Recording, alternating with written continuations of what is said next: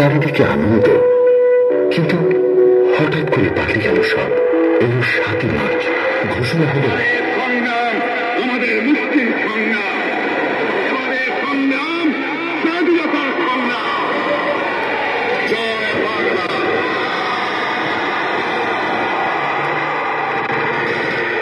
২৫শে মার্চ, মাকে জিতিয়ে দিতে বদলে গেল বহু জীবন, বদলে গেল রমেশ জীবন।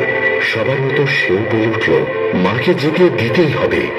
দায়িত্বী বলে, আম্মা, দেশের এরকম অবস্থায় তুমি যদি আমাকে জোর করে আমেরিকা পাঠিয়ে দাও, আমি হয়তো যাবো শেষ পর্যন্ত, কিন্তু তাহলে আমার বিবেক চিরকালের মতো অপরাধী করে রাখবে আমাকে।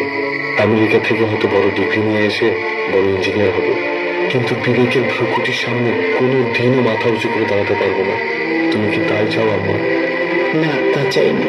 ঠিক আছে, তোর কথা মেনে নিলাম, দিলাম তোকে দেশের জন্য কোরবানি করে।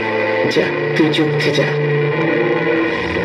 মায়ের অনুমতি নিয়ে মাকে জিতিয়ে দিতে একের পর এক দুর্ধর্ষ অপারেশন।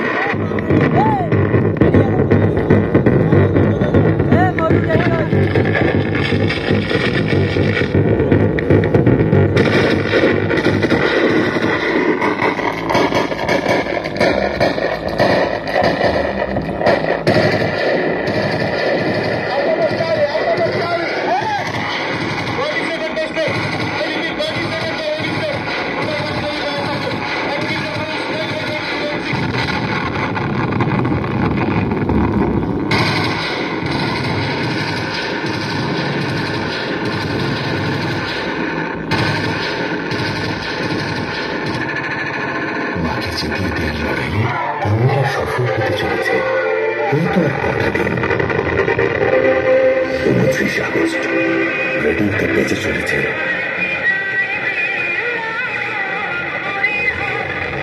একই দিনে দুইবার গানটা শুনলাম, না জানি কপালে কি আছে।